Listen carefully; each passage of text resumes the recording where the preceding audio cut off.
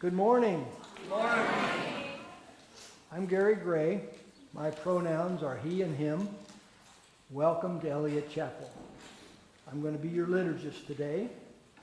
Joining me are Kathy Becker, Libby Shoto-Sher, and Chad Keller, who will have a message for us later in the service. Also with us today is Carl Serbell. Carl is way in the back. Carl is our pastoral care person today, and you can see Carl if there's something weighing on your heart that you'd like to talk about. Special welcome to our guests today. Thank you for coming. Our welcome team today is Chuck Shooter, who's in the back, and Tim Gardner, who's out in the foyer. They're here for anything you might need or questions you might have. If you're visiting, we're really glad that you're here. There are guest forms at both the entrances as well as from the QR code that's up on the screen. And there's also a QR code in your order of service. Please join, if you're visiting, please join us for coffee hour after the service. Come forward through the doors here on the right, around to your left into our Adams Hall, and there's coffee at the far end of the hall. If you are visiting and you go for coffee, please take a blue cup so we know you're new. And if you're a member or a long-term friend of the congregation, look for those people with blue cups and be sure you welcome them. I'd also like to welcome our online guests today. We're glad you're with us. Our online coffee hour is at 1:30. If you have young children staying with you in the service, and they get restless, you can take them to Adams Hall where there's a live stream of the service, and they'll be able to move around as they want, and you'll still be able to see the service. If you want to do that, one of the greeters in the back will help you get there. Many of our congregations may well be marching in the Gay Pride today, the Pride Parade today. I think there's a map of there's a map of that up on the walls. Parade starts at 12. They're asking people who are going to march to be there shortly after 11. And there should be a yellow spot up there on Market Street east of 10th. And that's the assembly area where we're going to get together. We are marching with a group from Metropolitan Community Church of St. Louis. There'll be lots of clergy and people from other congregations there as well as people from that church. So if you're going, you want to be on your way shortly after the service so you can find a place to park and make it to that staging area in time to start. Again, welcome to Eliot Chapel. Now, I invite you, as you wish, to join in our welcome today by responding, "You are welcome" here to each of the statements I make. If you are black, brown, white, indigenous, American, Asian American, Pacific Islander, whatever your heritage, you are welcome here. You are welcome here. If you're an immigrant, a refugee, or a person without documentation, You are welcome here. if you believe in God all the time, some of the time, or even none of the time, You are welcome here. if you have a disability, visible or invisible, or if you're neurodiverse, You are welcome here. if you've been here 100 times or this is your first time today, You are welcome here. if you want for nothing or struggle each day to make it through, You are welcome here. no matter whom you love or what your gender identity, You are welcome here. for this is a community of diversity, of love, and of justice. It is a joy to be together. I intended to go get some water and I didn't do that. Let us now enter into the spirit of worship.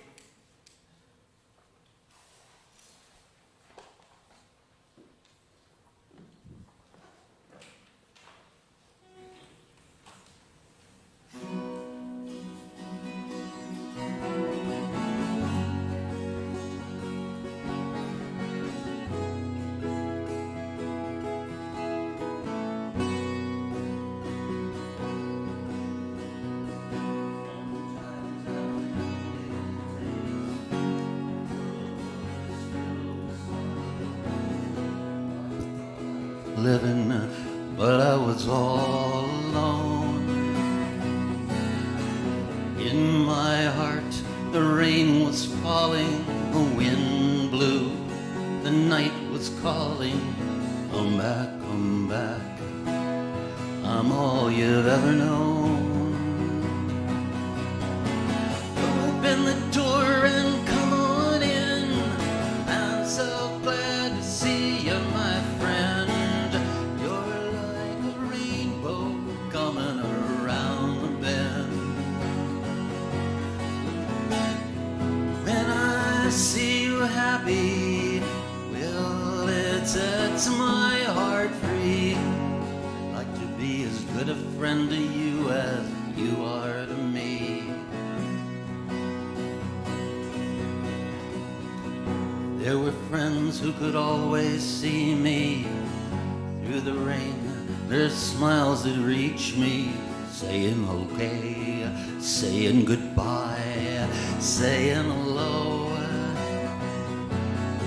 Soon I knew that what I was after was life and love, tears and laughter. Hello, my good friend, hello, my darling, what do you know? Open the door and come on in. I'm so glad to see you, my friend. You're like a rainbow coming around the bend. And when I see you happy, well, it sets my heart free. Like to be as good a friend to you as you are to me. I used to think it was only me, feeling alone, not feeling free, to be alive, to be a friend. Now I know we all have stormy weather, the sun shines through. When we're together, I'll be a friend, right through to the end. Open the door and come on in. I'm so glad to see you, my friend. You're like a rainbow coming around the bend. And when I see you happy, well, it sets my heart free. Like to be as good a friend to you as you are to me. Like to be as good a friend to you as you are to me.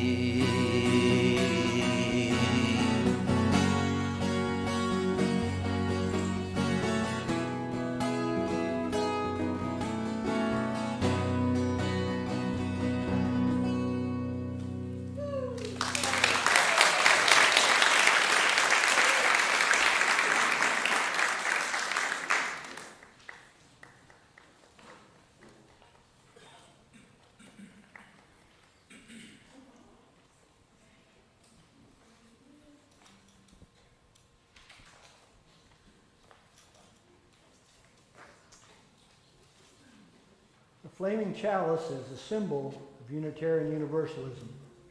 We light a chalice to signify that we are entering sacred space. See if I can do that from up here.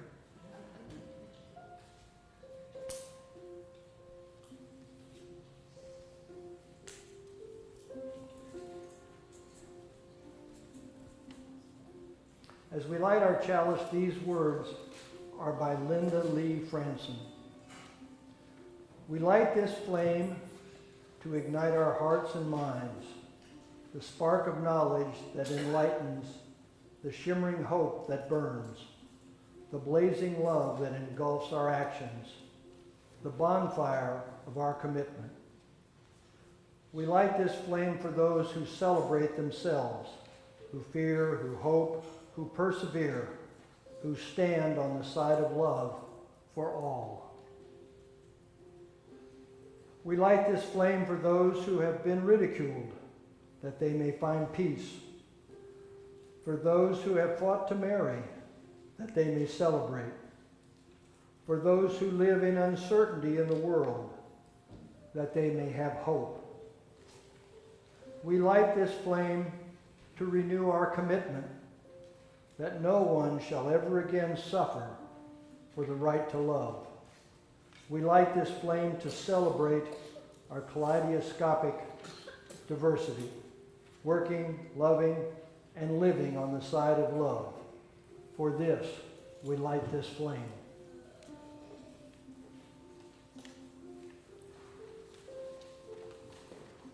Please rise in body or spirit for our opening hymn and remain standing for the congregational covenant.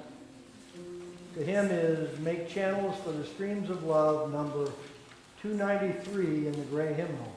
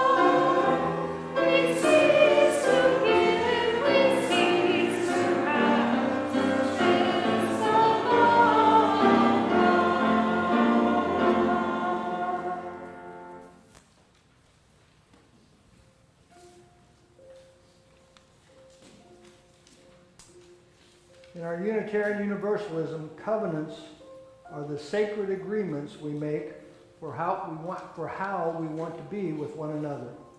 Please join me in speaking our congregational covenant together. As a free congregation, we promise to one another our mutual trust and support.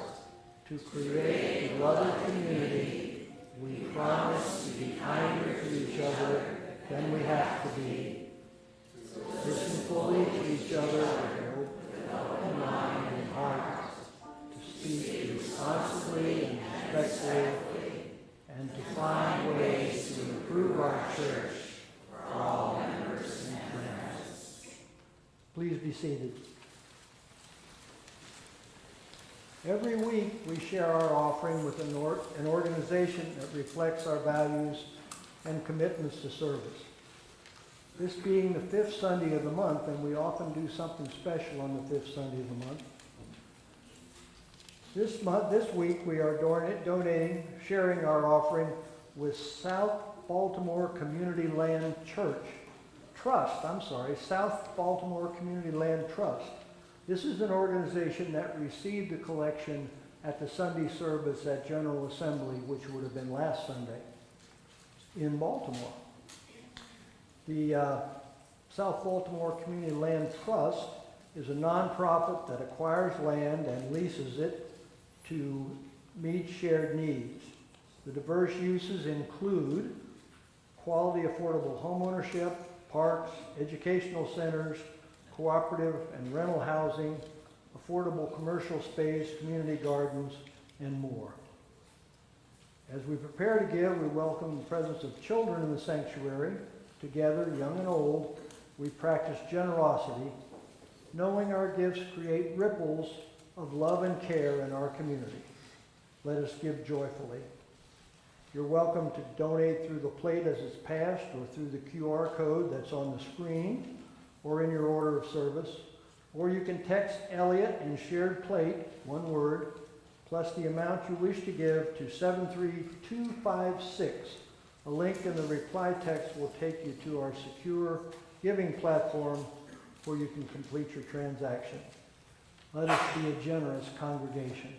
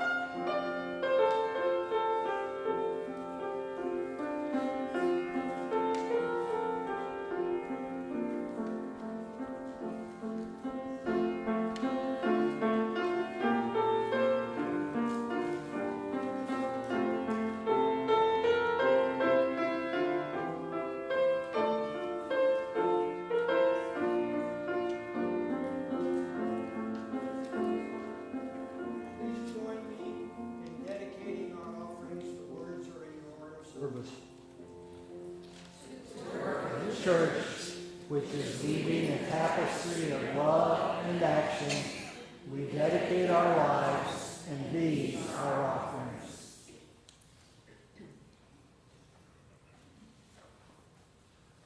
Now, I have a story this morning.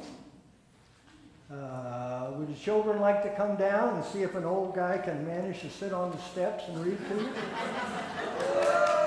I tell you, it's not as easy as you think. All right. Hi there. Oh, we got some more coming.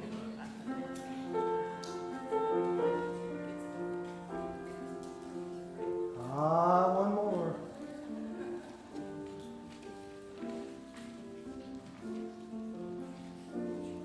All right, the name of this book is It Feels Good to Be Yourself. This is Ruthie. There's Ruthie getting off the school bus.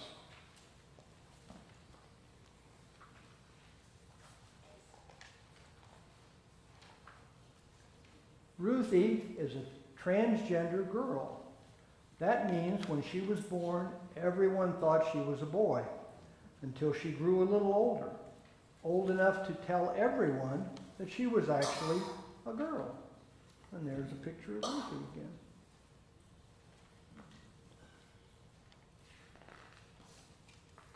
This is Ruthie's brother, Xavier. See him? Oh, this is Xavier here. That means when, Xavier is a cisgender boy. This means when Xavier was born, everyone thought he was a boy. And as he grew older, it turned out that everyone was right. He is a boy. And there's a picture of Xavier.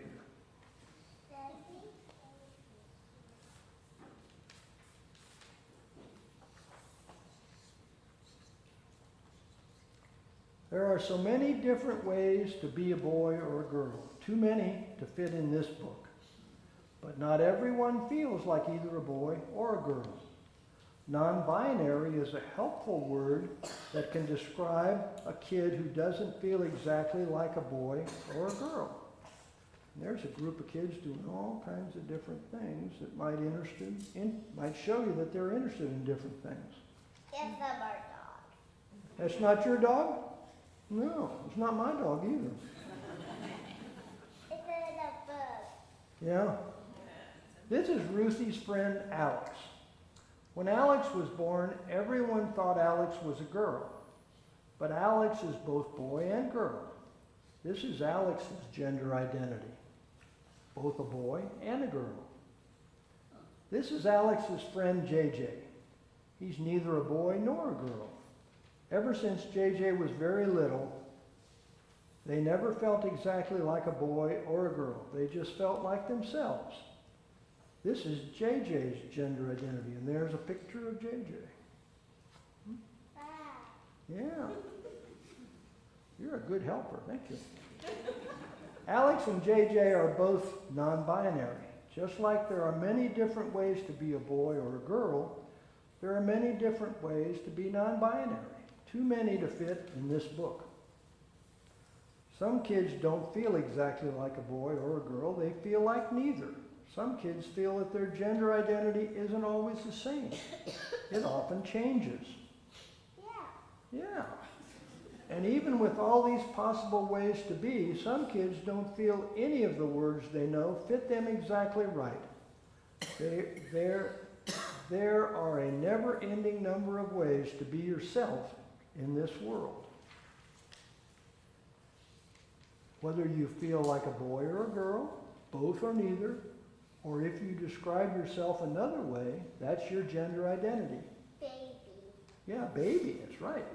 Your gender identity might match what people thought you were when you were born, or it might not. There's a nice picture of a family with dad with a kid on the shoulders. Pretty good. All right. Yeah, I know. That's, oops, 2 pages. See, when you were born, you couldn't tell people who you were or how you felt. They looked at you and made a guess. Maybe they got it right. Maybe they got it wrong. What a baby's body looks like when they were born can be a clue to what that baby's gender will be but not always. When people guess wrong, it's okay to let them know. Ruthie was 5 when she told her parents, I know you think I'm a boy, but really I feel like a girl. And there's Ruthie telling her parents. It's always a good idea to talk about anything with your parents.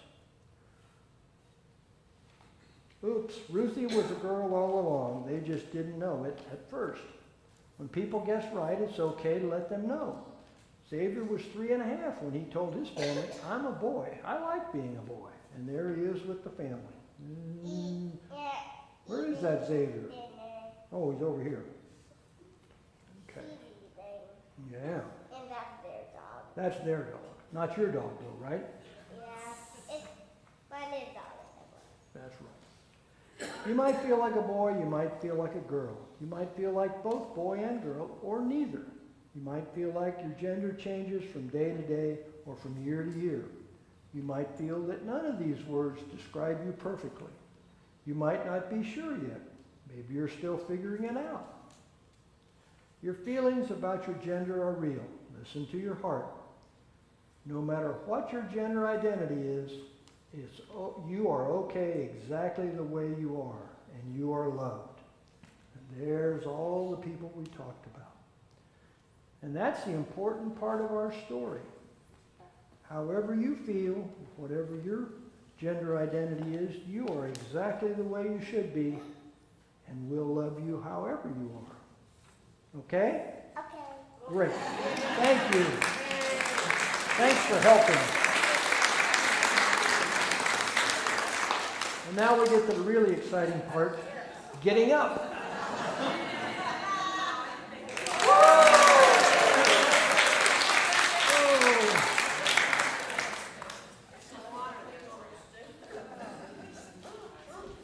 Whatever other people may say, it's fun to be 82. All right.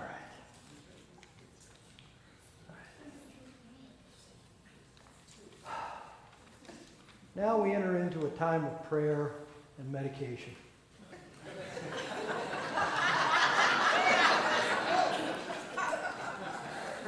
You may think the need for prayer was earlier, but no. Now, put yourself in a comfortable place, both physically and mentally. If you want to, you may bow your head, put your feet flat on the floor, and hear these words. The words are by Jess Reynolds. Let us pray together. Here you are, here in this holy space, standing on this ground that is holy because you are here. Here you are in flesh and bone, filling up this body that belongs to you alone. Your pumping heart is a wonder because it keeps you alive. Your loving heart is a blessing because it keeps all of us alive. The Spirit of love has a home in you. May we all see that love in you, and let our hearts become mirrors for the compassion at your core. Let us enter into a time of silent meditation.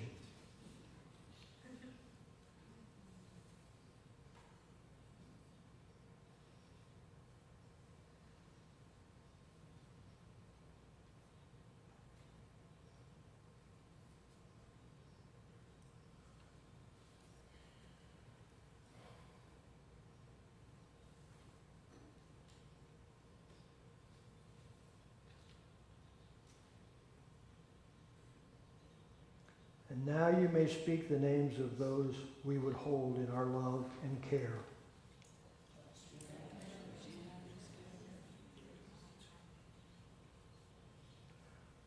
Spirit of justice has a home in you.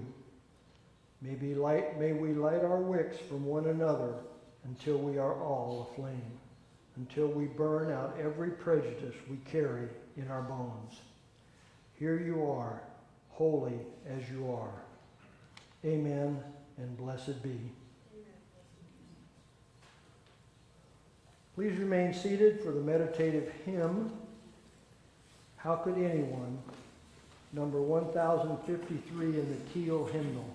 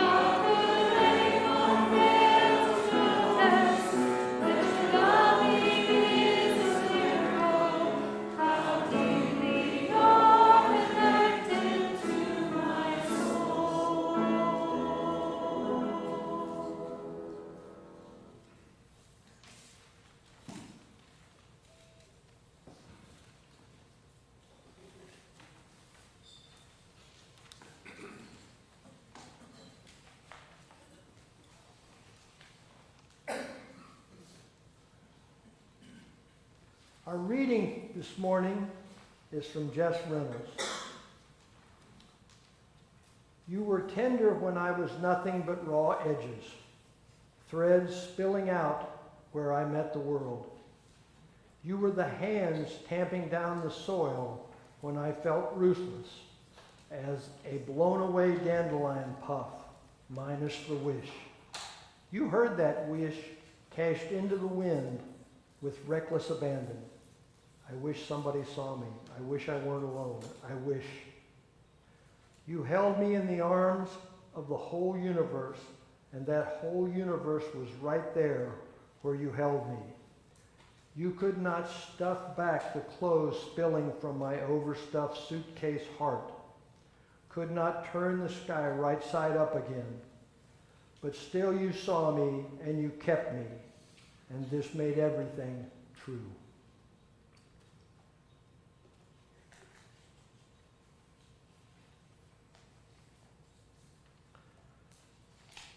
Even though Reverend Krista isn't with us today, she's prepared this introduction for the 3 testimonials that the members of our congregation will give after the musical interlude. Reverend Krista writes, as Unitarian Universalists, we have been witnessing to inclusion as a cornerstone of our religious practice for more than 200 years. What inclusion meant has changed a lot over those years. In the early 1800s, inclusion meant accepting different understandings of who Jesus was and proclaiming a God who loved us so much that hell could not possibly exist. In the 20th century, inclusion focused on diversity of belief beyond Christianity. In the mid-20th century, a second wave of feminism, the civil rights movement, and lesbian and gay equality opened the doors wider. By the late century, lesbian and gay expanded to lesbian, gay, bisexual, and trans. In the 21st century, we've widened that circle more and more. This doesn't mean we always get it right. We've made mistakes, big ones, along the way. We still are, because beloved community is messy. It's complicated. Learning the art of inclusion never ends, but it is a religious calling for us. Even in this messiness, there is beauty and power and healing. The value we give to a wide circle has become one of the core pillars of our free religious tradition. No one gets left behind. No one is invisible. Everyone matters. We all have inherent worthiness and dignity, which no one has the right to diminish. And we're all in it together. Because we need each other, none of us is strong enough to go it alone.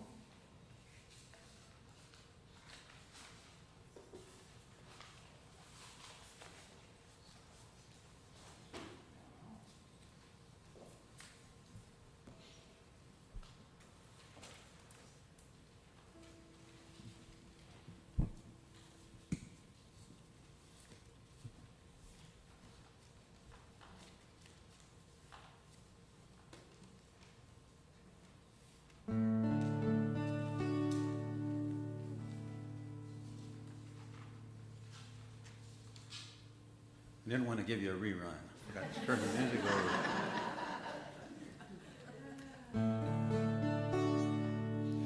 We have cleared off the table, the leftovers saved, washed the dishes and put them away.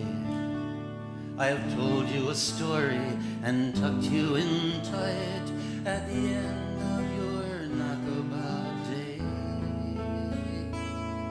As the moon sets its sails to carry you to sleep over the midnight sea, I will sing you a song no one sang to me. May it keep you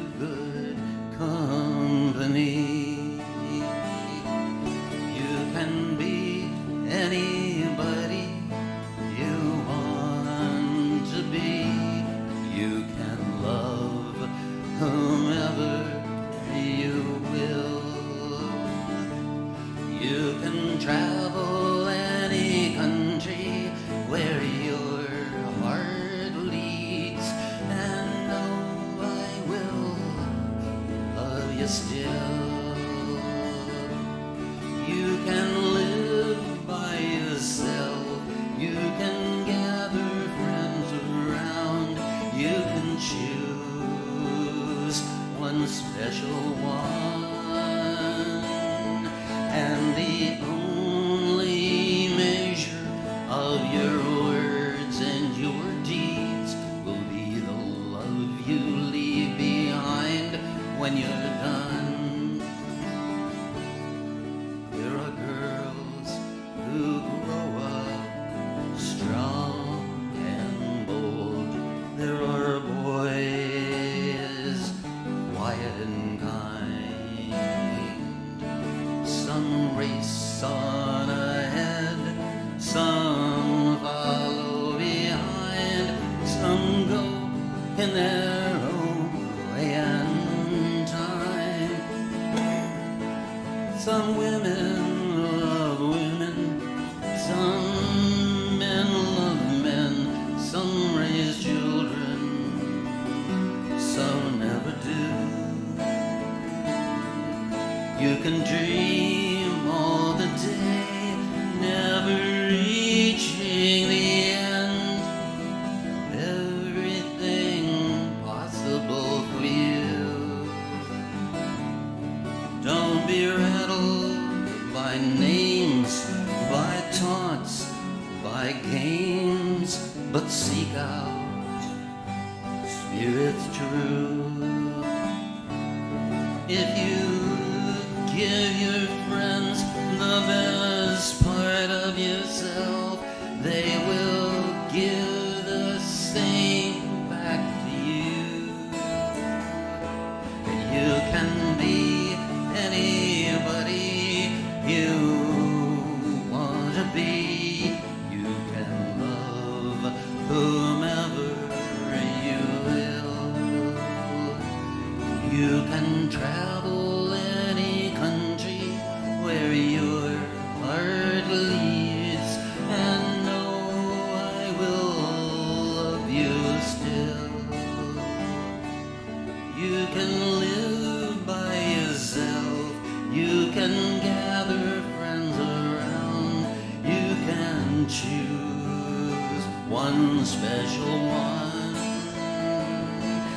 and the only measure of your words and your deeds will be the love you leave behind when you're done. The only measure of your words and your deeds will be the love you leave behind when you're done.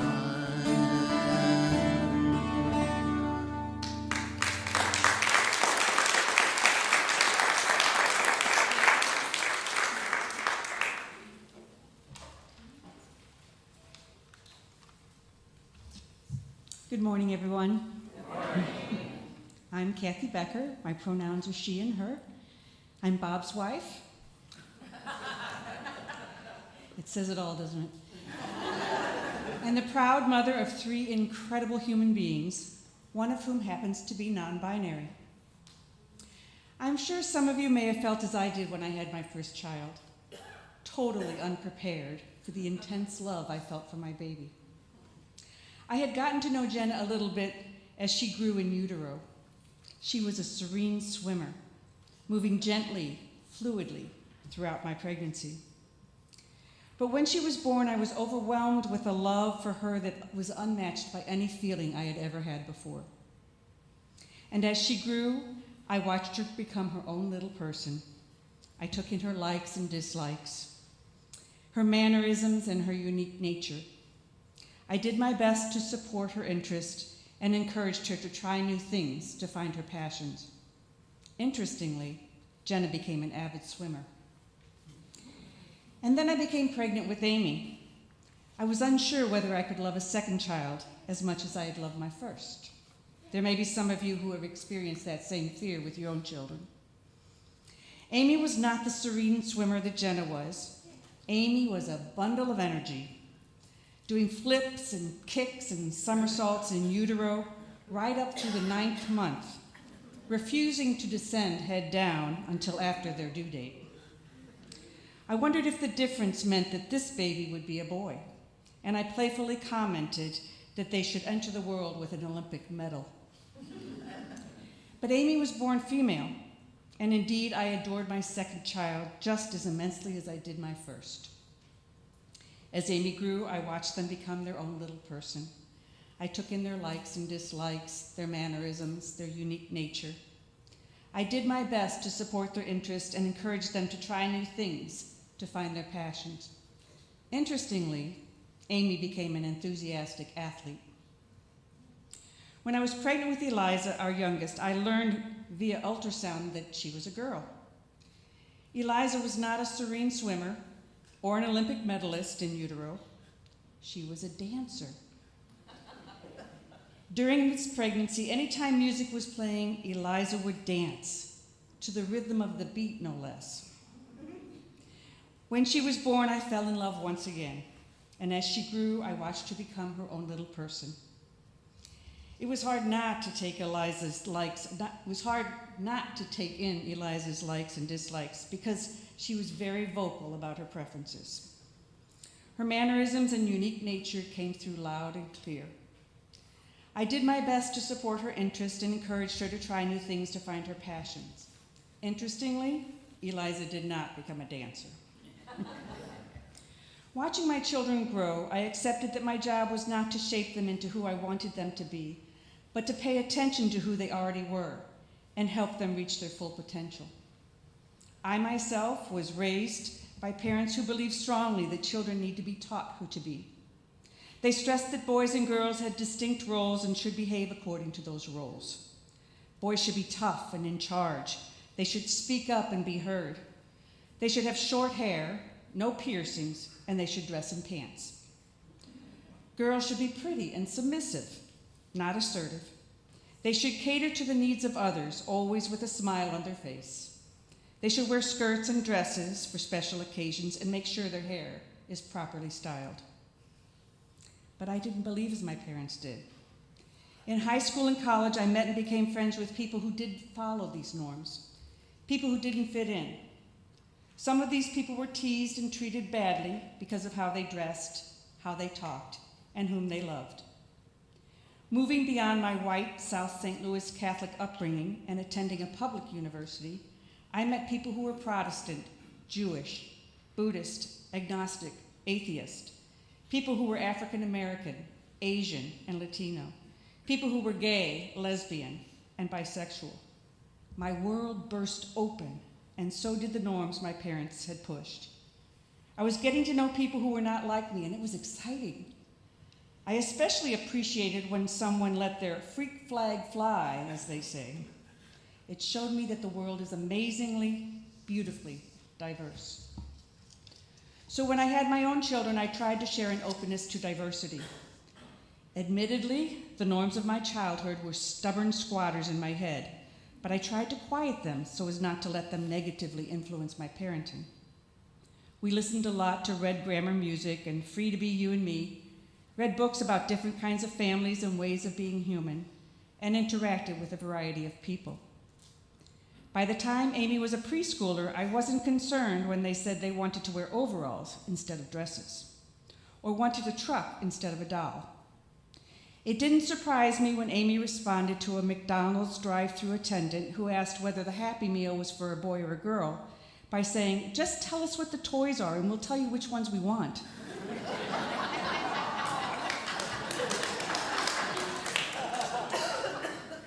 And they were about 6 at that time. Amy was establishing their own gender norms, and that was okay. The truth is that each of my kids challenged the status quo in one way or another. Each one pushed me to be a little more open to new ideas and new ways of thinking and being. Amy taught me to be open to ideas of gender and sexual preferences.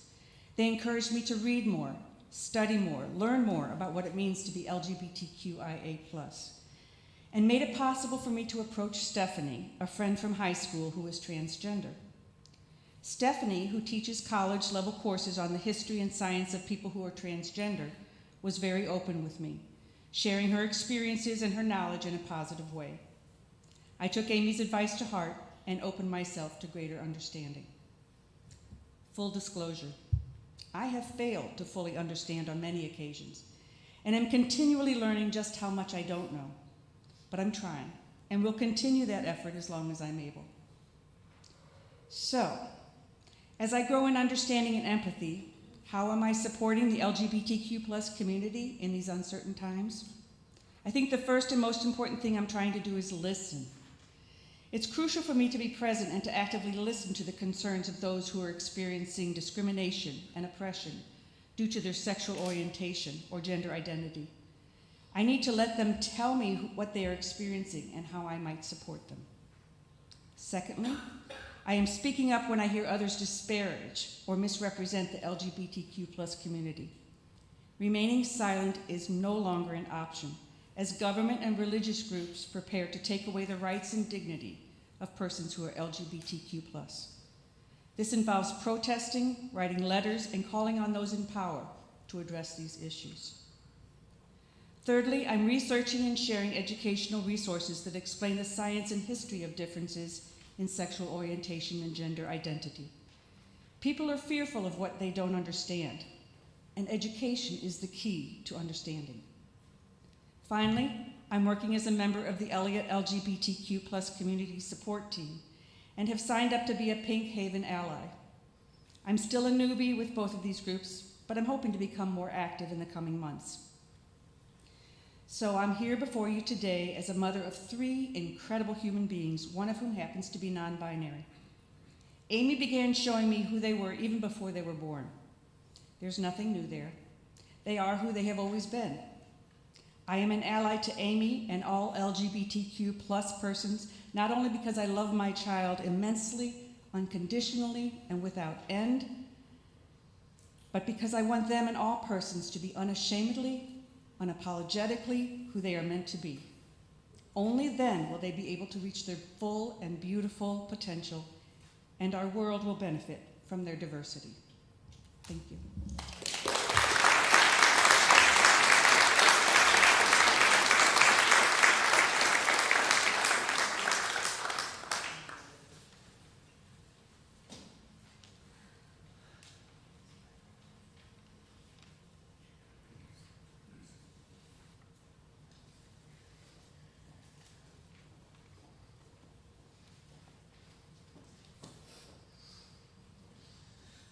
Hello, my name is Lily Shuto Cher.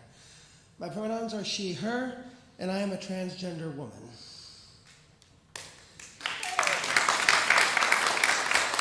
I speak to you today not on behalf of myself, but on behalf of my community.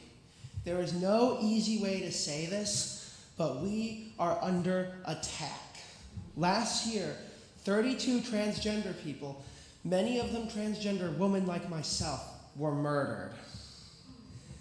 Many more chose to take their own lives. These stories are not new to me. I have endured violence from peers. I have endured violence from family. I have been beaten. I have been stabbed. I have been shot at. And I am not the only one. Even young, there was a time when I thought to take my own life. It is by a cheap piece of ammunition getting stuck in a barrel that I am still here to speak to you. But I survived, and that means you all get to hear me. I am not going to be silent, especially not now. If anything, this is the time to be as loud, as unapologetically fierce as we can be. Back in 2016, when the election first occurred, a number of trans youth that I'm forgetting chose to take their own lives. I was furious, angry, despairing, and I had to do something. I couldn't write for Jack, so I conscripted a friend of mine to Sharpie some names onto a flag. That flag was flown at countless protests in the area, though I no longer have it. It currently resides in the Missouri History Museum's Pride Collection, which is on display until the 5th. If anyone hasn't seen it yet, I highly encourage you to check out that exhibit, not just the flag, but everything. Over time, I continued to add more names to it, each a trans life lost to violence or despair, each another name to mourn, each another soul to remember. As time continued, I added more and more, but always left room, because the truth is, Trans Day of Remembrance is a grim toll and an ever-growing one.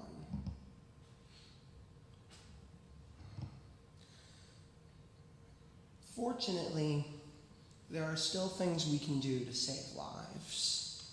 Right now, there are 67 anti-trans bills working their way through the state legislature of Missouri. I strongly encourage everyone who is able to call, email, send letters, and generally make your representatives familiar with your name, whether they want to be or not. I encourage everyone here to also at the national level not only bother your legislators, but to attend whatever protests you are able. And if you cannot, to find other ways to support these direct messages of opposition. But there is still yet more you can do if you are willing. The most powerful tool we have is not what we wield against those in power, but our connections to those around us. When you hear someone you know speaking hate, challenge it, hold them to account, and correct what ignorance you hear. Not only for the sake of those you speak to, but those who may be listening. You never know who's listening, and you never know who needs to hear that someone is still in their corner. Thank you.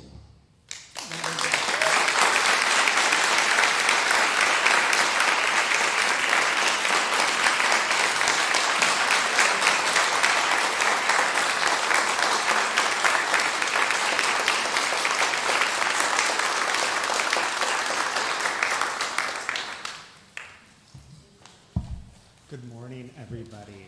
Good morning. I'm Chad Keller. My pronouns are he, him. I found out. Okay, is that better? Okay. So, again, I'm Chad Keller. Pronouns are he, him. I started attending Eliot in 2012 when Reverend Maureen was here, and then became a member in 2013 after Reverend Barbara was installed. And I realized this morning there's a nod to Reverend Maureen, or this is a full circle moment, as it was actually her that first introduced me to Mary Oliver's writing, The Summer Day. And some of you will notice a bit of Mary Oliver at the end of this. So professionally, I'm a licensed psychologist working full-time as a professor of psychology and human services at an area community college. And I also see clients, mostly LGBT plus adults in a private practice therapy setting. In a conversation with Krista Tippett, Ruby Sales, the black 76-year-old civil rights activist, is quoted as saying, "I can't control the world, but I can control myself, and you are not going to coerce me into hating you." As I navigate these times of attempted queer erasure by some people in power, I keep those words in mind and add that I will not be coerced into being made small, scared, and silent. Qualities that are easy for me to revert back to as a gay person born in 1979 who grew up in the AIDS epidemic, or grew up amongst that hate and hostility, which was then followed in 1993 with the passing of Don't Ask, Don't Tell, witnessing the backlash that Ellen DeGeneres faced in 1997 for coming out, and the murder of Matthew Shepard.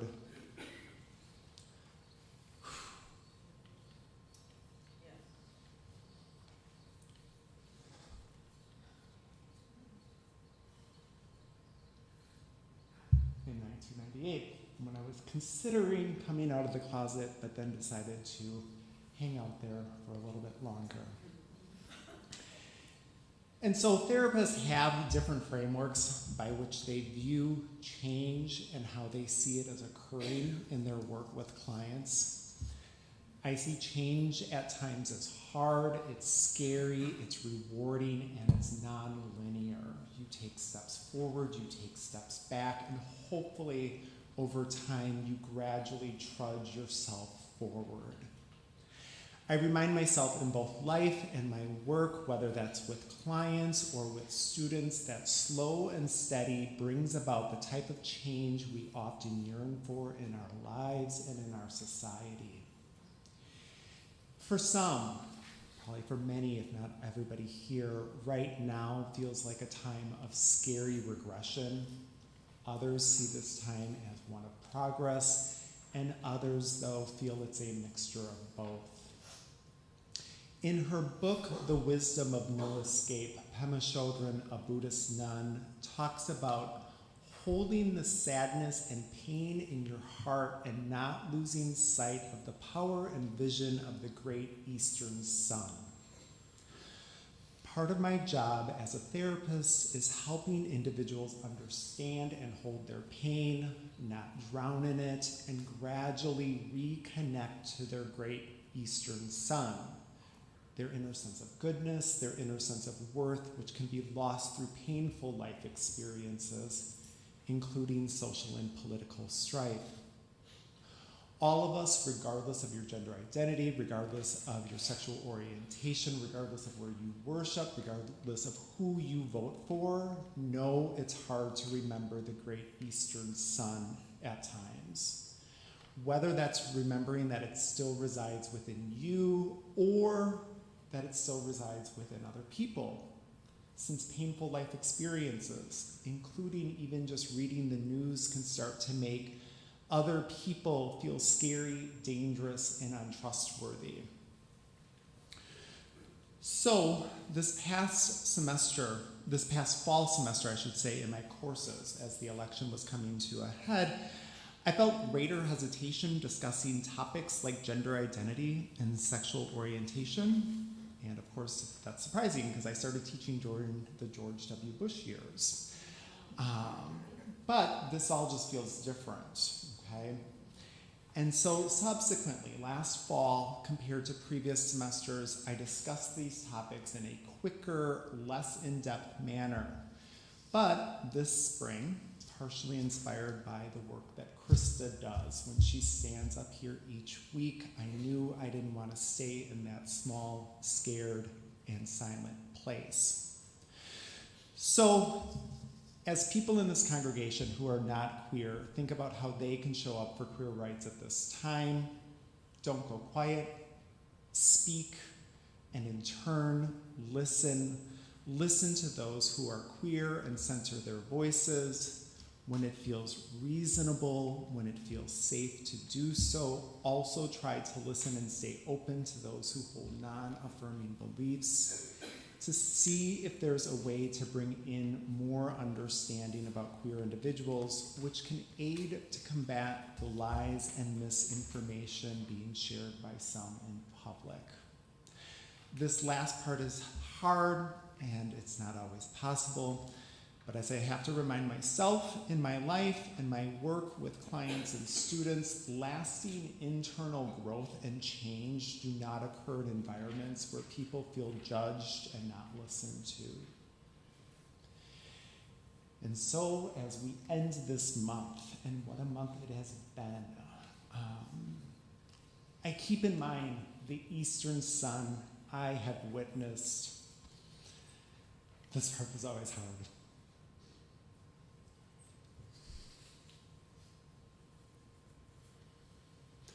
I keep in mind the Eastern sun I have witnessed in others since the fall election. Whether it was the 30-something student who shared to the class with no shame that her uncle is a drag queen, the 40-something student who shared with love that her son is gay, the college sophomore who stands with his sister who's a lesbian despite his parents' reservations, the high school freshman who, despite being from a rural school, is still out, and who at a recent college fair asked whether my school has a queer student organization. Or the high school senior at a different event who stopped by the psychology table because she liked psychology. And then she casually began talking about her friendship with her sister's girlfriend. And I also keep in mind the Eastern sun I still see in my queer clients who are still risking love, still building connections, and still pursuing their dreams as each lives their one wild and precious life in the beautiful light of authentic wholeness. It is with these experiences in my mind I ground myself in these times and keep hope in my heart. Thank you.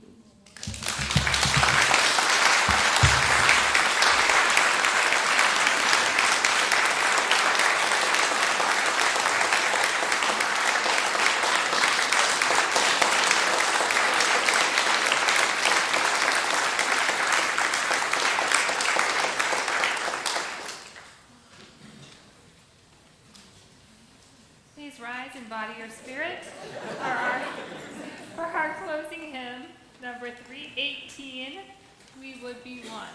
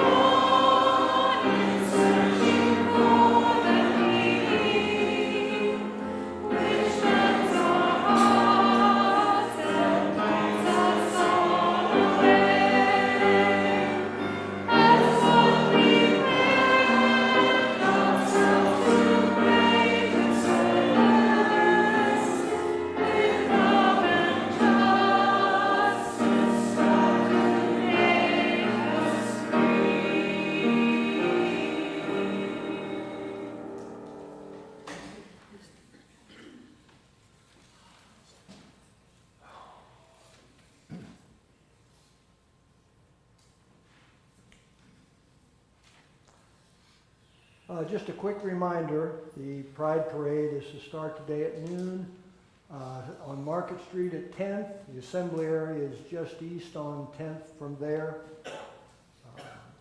We will be marching with a group led by the Community Church of St. Louis. Please join me as we extinguish our chalice flame and share our benediction. The words are in your order of service.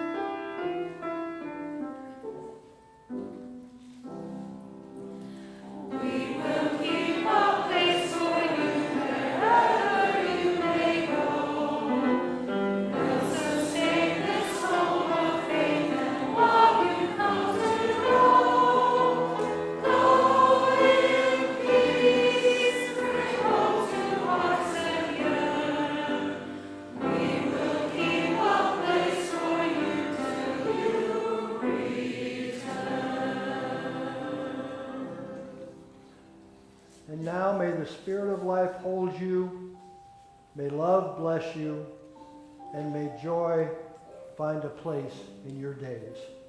Go in peace.